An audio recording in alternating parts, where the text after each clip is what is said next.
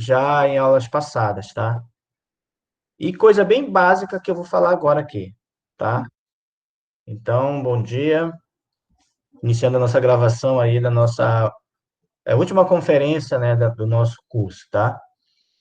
A gente vai falar aqui hoje, de forma resumida, sobre o slide 6, que vai ser os parâmetros químicos. A gente vai falar apenas alguns pontos dos slides, tá? E do slide 8 é sobre tratamento preliminar de efluente, tá? Na verdade, também a gente vai falar de forma resumida, para a gente ter uma ideia, e no próximo módulo, né, do segundo semestre, ou do segundo bimestre, né, da disciplina, a gente retoma esses temas, tá? Que são temas, digamos assim, mais específicos mesmo, para tratamento de efluentes, tá bom? Então, vamos lá aqui, primeiramente, para o slide 6, onde a gente vai falar um pouquinho dos parâmetros químicos. Deixa eu ver que ele não está aparecendo aqui.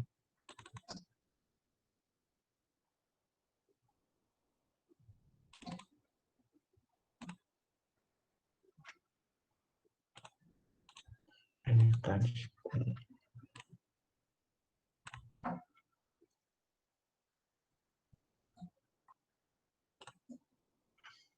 uma janela. Ah, entendi.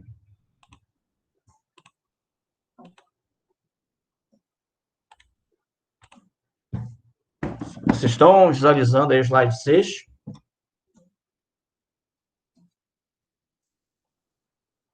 Estão ok aí para mim? Então, sim aí? Estão?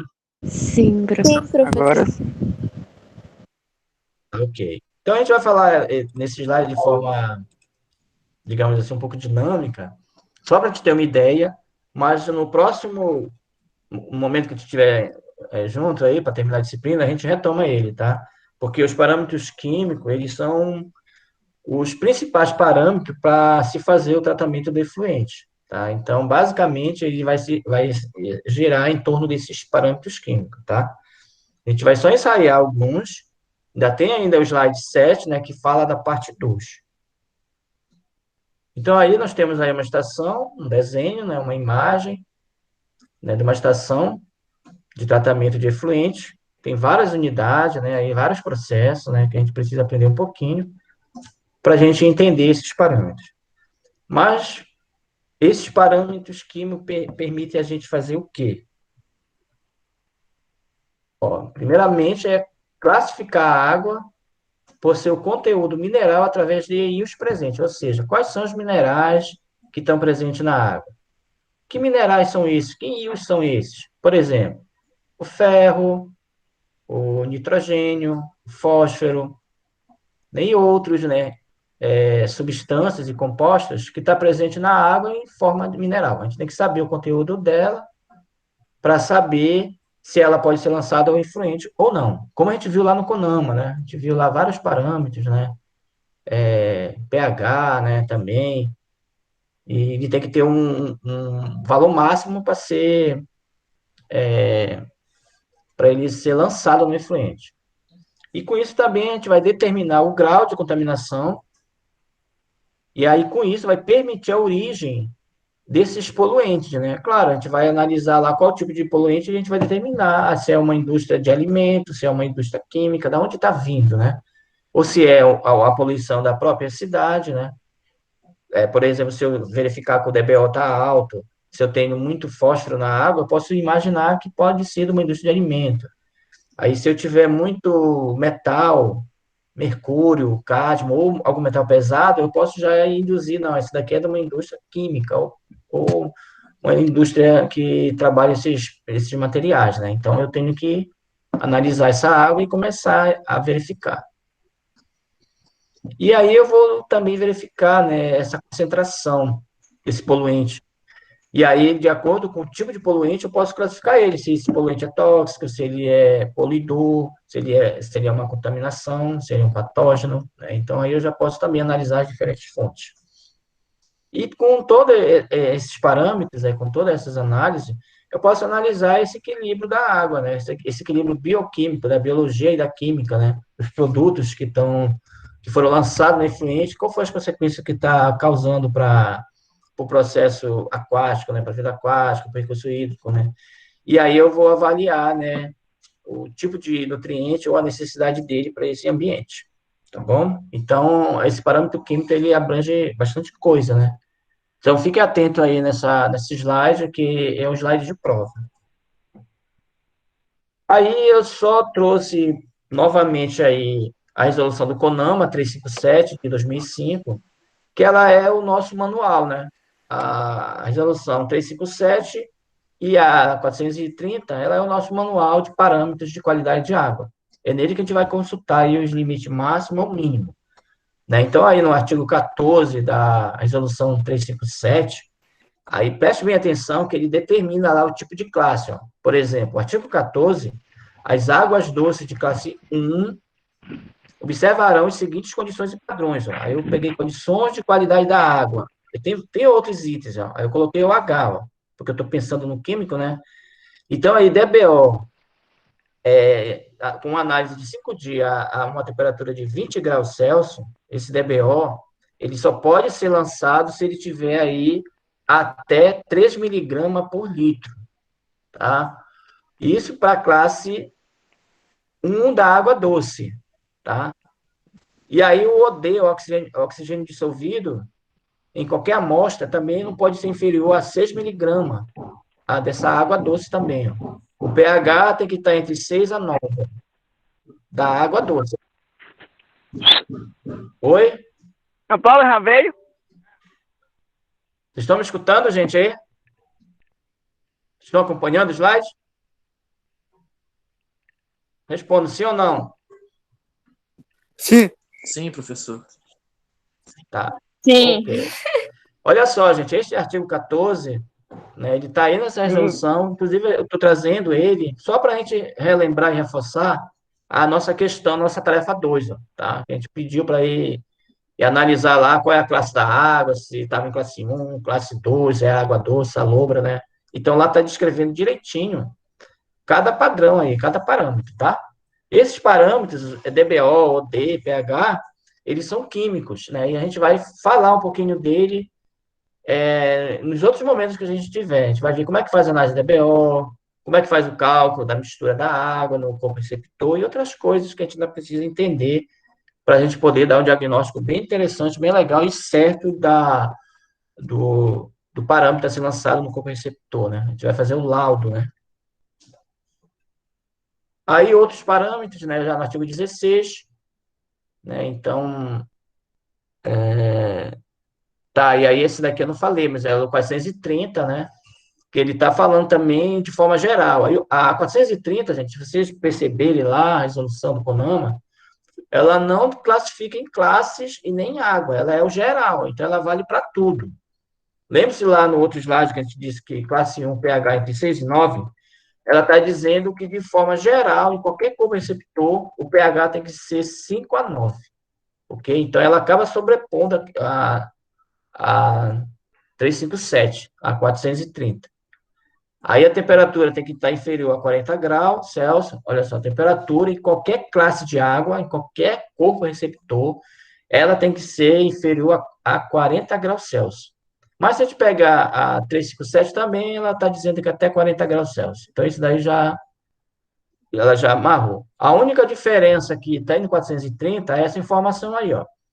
O corpo receptor não deverá exceder a 3 graus Celsius, ou seja, a média dele não pode exceder a 3 graus Celsius dessa temperatura aí, tá? Então, por exemplo, mesmo que for lá e chegar uma média de 3, aí exceder esse 3, essa média que tem no corpo, digamos que o corpo seja 35 graus Celsius. Aí eu não posso, a média desse corpo receptor é essa faixa aí. Então, ela não pode exceder aí, digamos, 38 graus Celsius, por causa desse dispositivo. Então, nem sempre a água pode ser 40 graus, tá? Materiais sedimentáveis, né, que a gente falou lá, né, que é feito no Coninoff, então ela tem que ser até 1 mililitro por litro, tá? Às vezes fala 1 ppm, mas vamos obedecer a resolução do CONAMA, tá bom? Óleos e graxas, né? E no caso, aí eu coloquei só óleo mineral, mas outros tipos também. Ele tem que estar até 20 miligramas por litro, sendo que ele tem que estar virtualmente ausente, ou seja, a gente olhando para a água, a gente não pode ver nenhum tipo de óleo. Se a gente enxergar um óleo, ele também está inapropriado para ser lançado no efluente, tá? Então, mas se ele não tiver lá a nossa vista, né, se a gente estiver enxergando, a gente considera aí até 20 miligramas por litro, tá ok? Vocês podem perceber que essas unidades elas vão estar presentes, tá, gente? É miligrama, mililitro, né, por litro, decímetro, né? A gente vai ter que entender um pouquinho as transformações, tá? Tá, então, gente, só para a gente observar que nós temos que estar aí com o nosso manual, né, com a nossa cartilha aí de padrões de lançamento, que é essas duas resoluções, e aí nós temos esses tipos aí de compostos químicos, né, ou substâncias, né? Então, a gente vai ter que ler um pouquinho sobre cada item desse, uns a gente vai se aprofundar um pouquinho, outro a gente vai ler de forma mais dinâmica, tá? Porque muitas ideias se repetem. Então, aí nós temos aí esse quantitativo, né? Diferente lá dos físicos, né? Que nós tínhamos lá 5, né? Então, esse nós temos bastante parâmetro aí, ó. Se a gente perceber lá as resoluções, está lá a maior parte deles sobre os parâmetros químicos, né? Aí temos a matéria orgânica, pH, alcalinidade, DBO, DQO. DBO, demanda bioquímica de oxigênio, DQO, demanda química de oxigênio, dureza, nitrogênio, fósforo, carboidratos, óleos, graxas, ceras e gorduras, e esses outros também, né? Então, nós temos aí bastante parâmetro para ser analisado, para ser estudado, né? E cada um desses parâmetros, a gente tem, digamos, um instrumento, ou tem um instrumento mais elaborado, mais equipado, que faz a maior parte desses parâmetros aí, químico, tá ok? É como eu falei, a gente vai só olhar alguns, a gente não vai ver todo o slide, né? A gente vai só iniciar aí, depois a gente, na volta, continua. Então, aí nós temos aí o primeiro, que é a matéria orgânica, né? Digamos, o mais popular, e que ele engloba também outros parâmetros, né? Então, a matéria orgânica, a gente está se referindo aí àqueles materiais que são despejados, né, da indústria, o líquido, né, que está misturado aí com um material sólido, que pode ser o material em suspensão, coloidais e dissolvido, ou seja, resto de folha, resto de graveto, nitrogênio, oxigênio, fósforo, que está diluído lá na água. Então, esses materiais que a gente está se referindo à matéria orgânica, tá? Então, ele se divide em muitos materiais também, né? Aí eu coloquei aí que ele também pode ser combinado, por exemplo, carbonato, que é o cal, que ele é um material muito usado para reduzir o pH na água, seja na piscina, seja na estação de tratamento. Então, ele acaba sendo um resíduo que fica na estação de tratamento. Bem-vindo, tá? Ok? Então, só para a gente ter essa visão aí, tá? Desses produtos químicos. Aí, só para a gente lembrar, né? Aí os macronutrientes e micronutrientes que estão presentes na água. De acordo com esses nutrientes, a água pode sofrer eutrofização, que é um fenômeno muito comum, né? Nas regiões próximas, por exemplo, à criação de peixe, a matadouro, porque tem muito, as fezes, ela é rica em nutrientes, né? Em NPK, por exemplo. Então, ela vai acabar gerando alimento para as algas, né? E as algas vão crescer, vão consumir o oxigênio da água e aí vai matar lá o corpo receptor, tá bom? Então, tem aí que a gente dividiu em macros e micros nutrientes, tá? Então, eu coloquei em destaque aí, ó, NPK e o S, que é enxofre, né? São os principais nutrientes que causam problema na estação de tratamento. E para tratar ele, tem que ser a nível terciário de tratamento, tem que ter uma forma de tratamento mais elaborada, mais específica, porque ele fica diluído, fica dissolvido na água, né? Então, para retirar esse material, ele tem que ter um tratamento mais elevado, mais específico. Por exemplo, a indústria de alimento, ela produz muito esse tipo de nutriente, né? Então, significa dizer que a maior parte das indústrias de alimento tem que ter o seu tratamento terciário. A gente vai falar um pouquinho do que seria isso. E tem os nossos micronutrientes, né? Como eu falei no início, né? O ferro, o zinco, o boro, cobre, manganês, são outros também micronutrientes gerados principalmente da indústria, pode ser da indústria de tecidos, né? da indústria também de alimentos, né, que produz esse tipo de materiais que a gente considera matéria orgânica, né, porque eles são nutrientes, tá? E são ligados a outros compostos, né, que tem carbono, pode ser carbono, hidrogênio, oxigênio, nitrogênio, mas especificamente o carbono, todo material que tem carbono, ele é considerado orgânico. Ok? Tranquilo? Alguma dúvida? Só para a gente ter uma noção, por exemplo, não está lá escrito matéria orgânica lá no CONAMA. Se a gente olhar lá onde está matéria orgânica, não tem, mas ele está na forma de composto, na forma de substância, né? Por exemplo, fósforo total. O que seria o fósforo total? Não é só o fósforo que tem lá, o fósforo que é o P, né? Ele não está sozinho. Ele está junto com, por exemplo, hidrogênio, oxigênio, e aí ele forma o fósforo total. Tá? Então, o limite para ele ser lançado no seu corpo receptor, no caso, classe 1, água doce, é até 0,05 miligrama por litro. Então, uma quantidade mínima ela tem que ter na água, né, no efluente, para poder ser autorizada a lançar no efluente. Isso no ambiente lêntico, né? Se for no ambiente lógico, aí muda esse parâmetro aí, a gente tem que olhar bem, né? Professor, mas que é ambiente lêntico? Lêntico vem de parado, água parada, água que está lá parada, na lagoa, né, no rio. No caso, lá no Tapajós, a água não fica fluindo, ela fica parada. Então, lá a gente pode considerar um ambiente lêntico. Aqui, não. Na nossa região, a água está sempre em movimento, né? Então, é um ambiente lógico. Esse conceito também está lá no CONAMA 357, tá? E o nitrogênio amoniacal total também. Ó. Vocês podem perceber aí a fórmula do amônio. Esse aqui é NH3, o amônia. E o 4, amônio.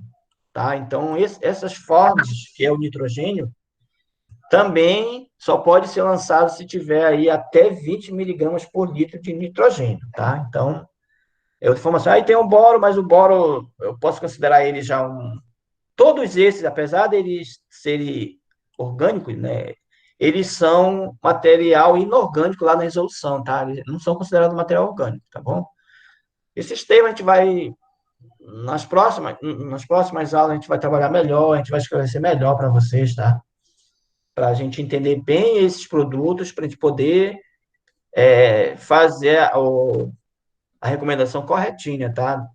Dos sistemas. Porque às vezes a gente usa algum produto para melhorar, para clarear a água, mas ele acaba trazendo outros parâmetros que não pode ser lançado no corpo receptor, tá? Então, a gente tem que entender bem esse processo. Mas ele é tranquilo, dá para a gente compreender, não é difícil, né? A gente tem condições tranquilas de, no final do curso, saber como fazer o tratamento e qual o parâmetro correto, tá ok? Alguma dúvida aí, gente? Alguma pergunta? Aqui a gente só trouxe uma tabela, inclusive tem no site uma tabela dinâmica, né, que a gente precisa entender alguns parâmetros básicos mesmo da tabela, né? Para a gente saber qual é a carga, né, se ela é catiônica ou aniônica, para a gente entender esses íons que tem aí no ambiente, né? Mas a gente volta com isso no próximo módulo. Desculpa, eu voltei aqui, né? Tá, gente, então a gente vai encerrar aqui, tá? Nesse slide. Mas lembrando que a gente vai falar um pouquinho dos carboidratos. Carboidrato, você já sabe, é açúcar, né? Então, só esse nome bonitinho, mas que ele é isso, né? Que é muito presente no sistema. Aí, vamos falar um pouco de óleo em graxa, que é a resolução do CONAMA eu trago novamente, produtos sulfactantes, o pH, ó, tem uns vídeos, né? E a gente conversa sobre esses parâmetros nas próximas aulas. Alguém quer fazer alguma pergunta até aqui? É só para a gente ter um ensaio do que a gente precisa estudar, quem tiver um tempinho, né? Seria interessante vocês darem uma olhadinha nesses slides. Pode gerar dúvida, e na hora da aula vocês podem estar perguntando, né? E a gente pode estar buscando mais conhecimento, né? Mais coisa bem atual, né? Para a gente estar compreendendo sobre essa questão do tratamento, que é uma ciência também que evoluiu muito, né? Então tem muita tecnologia interessante, e a gente pode absorver muita coisa legal aí desse tópico aí, né?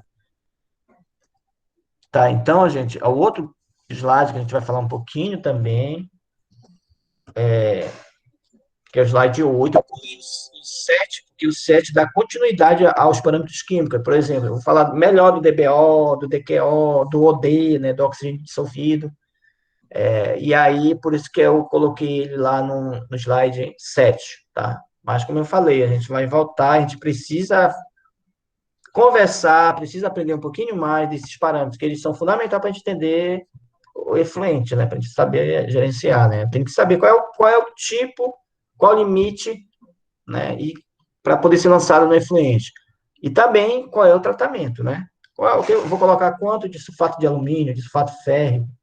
Eu tenho que clarear a água, eu tenho que fazer isso, né? São coisas bem tranquilas, bem básicas, que a gente entendendo o parâmetro, a gente vai. Tem as tabelas dizendo, inclusive, eu estou com pH tal, preciso tanto de sulfato de alumínio, preciso tanto de sulfato férrico e outros coagulantes e floculantes que tem no mercado, né? Então, aqui, a gente já vai falar do desenho, por exemplo, do processo de tratamento, né? Como eu falei, terciário, né? O tratamento primário, secundário, né? Então, a gente precisa entender um pouquinho para mim saber, digamos, o dimensionamento, né, da estação. Então, vamos lá. Então, aqui nesse slide resume tudo isso que a gente precisa entender inicialmente sobre tratamento. Então, para vocês terem uma ideia aí, ó, nós temos 4 tipos aí, 4 fases de tratamento, ó, ou 4 níveis de tratamento. Decore aí, é bem simples essa aqui, ó. É o tratamento preliminar, depois vem primário, secundário e terciário.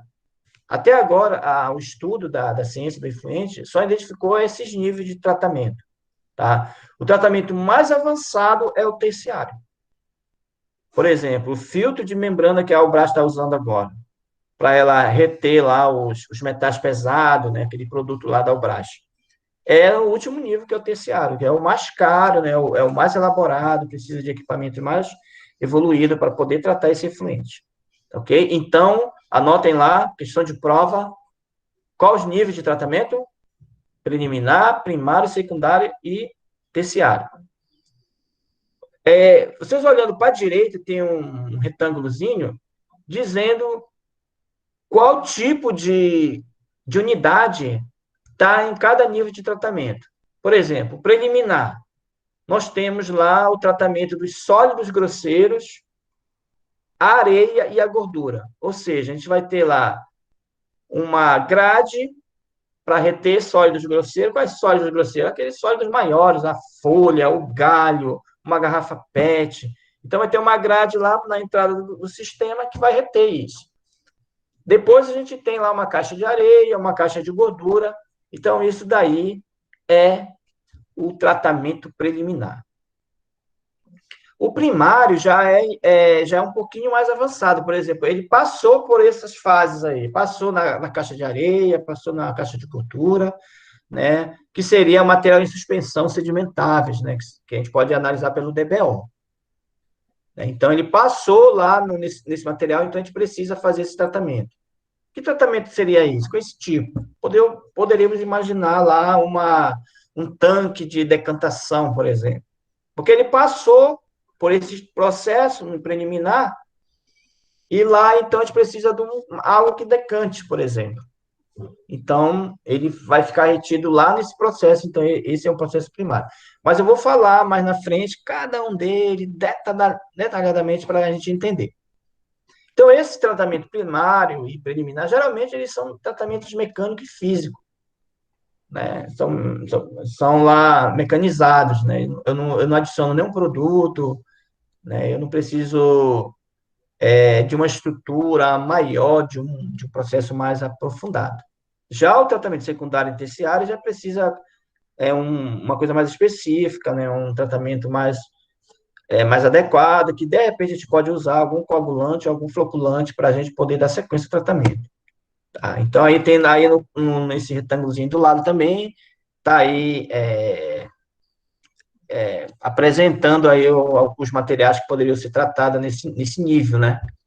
Por exemplo, o DBO, que está em suspensão fina, né? Aquele material que está lá diluído, aquele sólido, né? Então, os sólidos dissolvidos que estão na água, e eventualmente algum tipo de nitrogênio, de fósforo que está lá na água, né? E os outros materiais mais difíceis de ser tratado está no sistema terciário.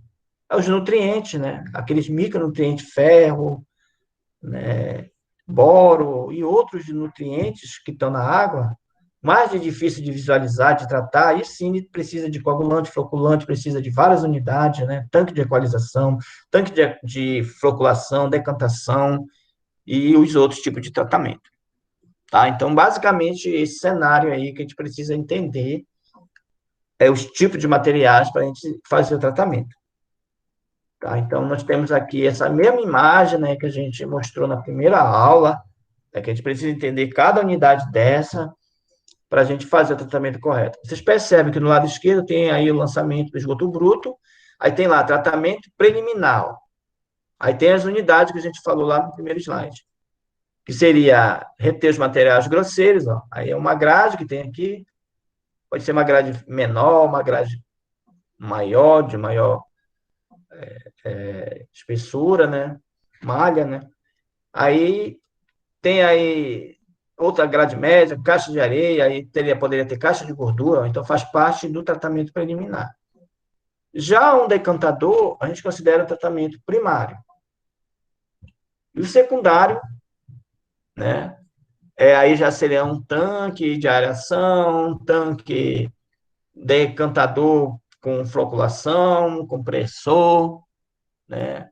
E aí o outro tratamento, o terciário, que não está aqui, né? Que já seria um tratamento com filtro de membrana, mais um tanque de equalização, né? Que seria um tratamento mais profundo, tá? Aí, mas a gente vai trabalhar cada detalhe desse nos slides posteriores. O sistema de tratamento do efluente, aí diz qual é o poluente e qual é o tipo de tratamento que ele precisa. Por exemplo, sólidos e suspensões. Sólido suspenso. O que é sólido suspenso? Alguém ainda se lembra? Que a gente poderia falar também em materiais sedimentáveis, né? Aí a gente está falando sólido suspenso porque é aquele sólido que a gente está vendo, que a gente está virtualmente, né, presente para a gente. Mas ele pode ser também outro conceito, materiais sedimentáveis, né? Ou sólidos sedimentáveis, né? Que a gente falou aí, que a gente pode fazer a análise dele no cone in-off, né? Então, qual é o tipo de tratamento que esse material precisa? Basicamente, o gradeamento, né? Ou uma peneira, né? Para separar, ou algum tipo de trituração.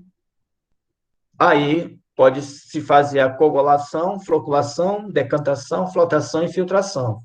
Tá? Então, esses materiais sólidos suspensos, eles podem passar por esses tipos de tratamento. Material orgânico, que seria, digamos, os materiais micro e macronutrientes, né? Aí ele tem que ser tratado em processos biológicos, né? Aí pode ter vários processos biológicos aí, né? Pode ser reator com oxigênio ou sem oxigênio, que é aeróbio ou anaeróbio, pode ser tratamento químico através da oxidação, e o físico, a dissolução e absorção, né? Que são equipamentos, né, que tratam esse tipo de nutrientes. Aí o material inorgânico, o material mais químico, né? Aí ele pode sofrer também através de processos biológicos. Aí tem vários tipos de tratamento mais avançado ainda. Osmose inversa, troca iônica, né? Filtro de membrana, que agora é o que está mais na moda, né? Usando pelas empresas de mineração.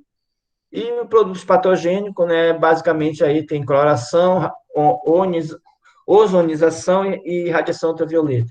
Por exemplo, as águas, elas podem ser feitas através do cloro residual, do cloro sólido, ou através de ozônio, né? Ou radiação ultravioleta, que são equipamentos em que a água passa a esse contato e aí mata todos os patógenos que se encontram nesse sistema. Ok, gente? Alguma dúvida, alguma pergunta? Então, basicamente, a gente vai chegar até aqui, tá? A gente sabe que a gente vai ter que avançar mais aí à frente, a gente vai ver o sistema de tratamento, os processos, os coagulantes, os floculantes, os cálculos, né, que precisa fazer, né, mas é bem simples. Uma calculadora, um próprio programa do Excel resolve tranquilamente, né? Então, a gente vai encerrar aqui, né, a gravação e vai deixar aberto aí para dúvida, para pergunta para vocês. Eu nem liguei a minha câmera, olha, gente, agora que eu prestei atenção.